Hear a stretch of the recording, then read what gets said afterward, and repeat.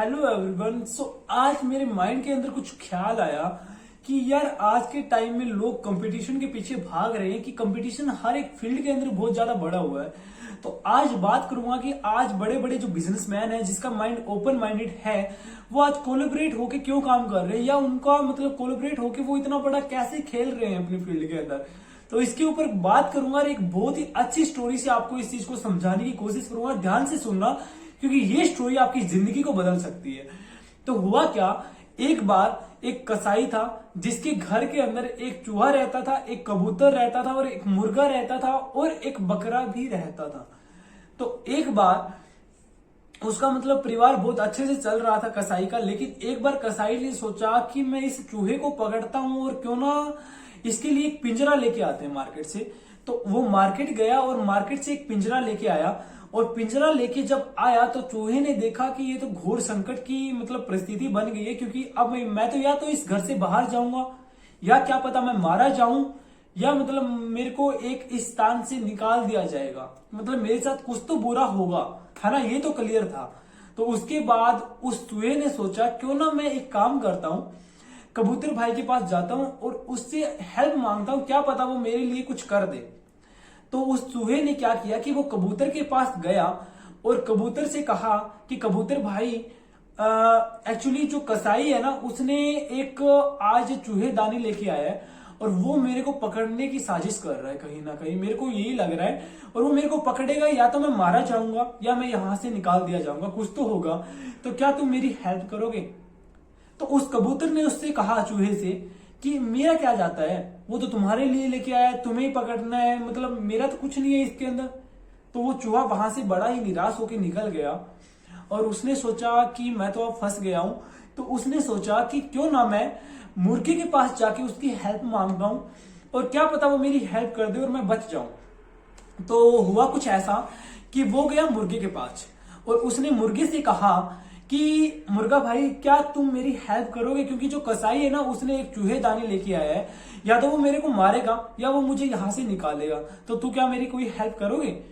तो उसने एक बात कही कि वो मेरे को थोड़ी पकड़ रहा है या मेरे ऊपर थोड़ी विपदा थोड़ी आई है, मैं क्यों करूं तुम्हारी हेल्प?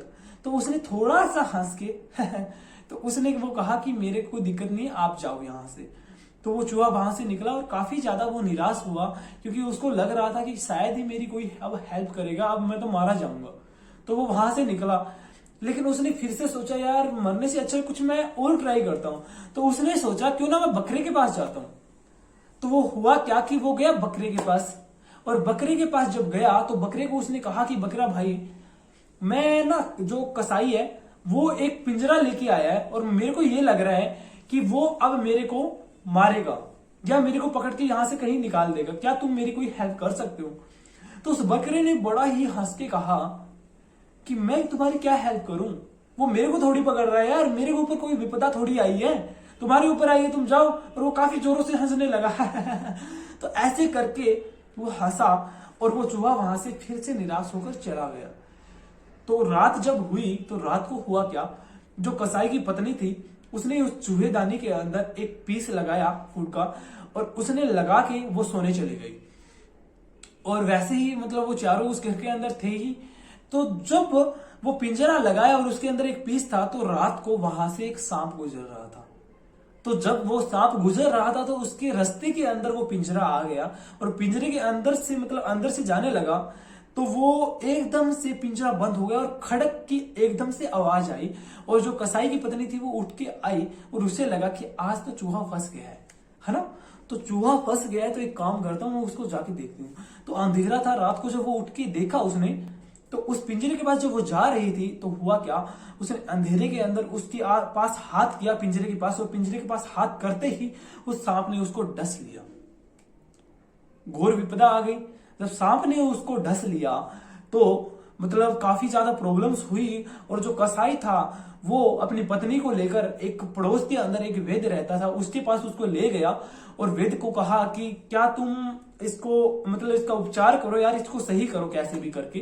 तो उसने कहा इसका सिर्फ एक ही उपचार है, आप कबूतर का सूप बनाकर इसे पिलाइए, ये बिल्कुल सही हो जाएंगे।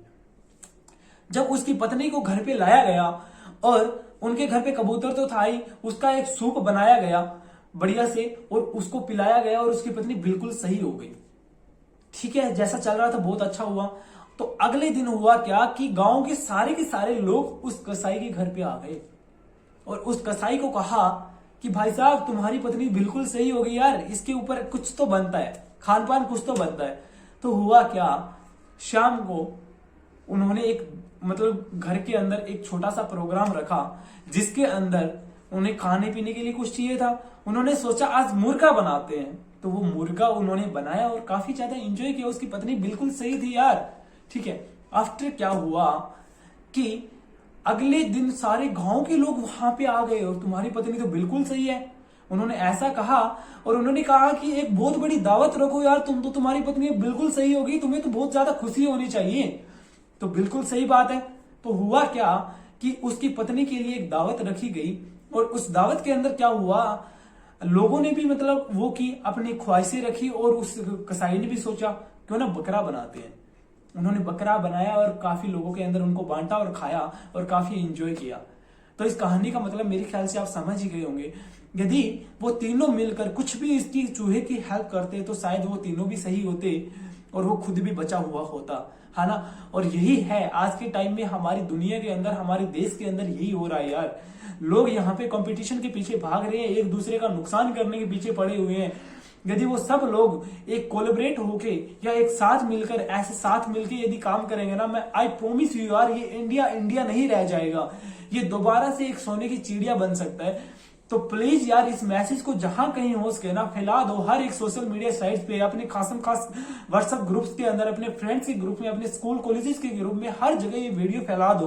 क्योंकि लोगों के अंदर ये मोटिवेशन आनी चाहिए यार कि आज के टाइम में आप दूसरे लोगों से लड़ झगड़ के या किसी से जेलस फील होके यार कामयाबी मत पाओ, क्योंकि वो आपको ज्यादा लंबी खुशी नहीं दे पाएगी, ना ही वो आपकी कामयाबी ज्यादा लंबे समय तक टिक पाएगी।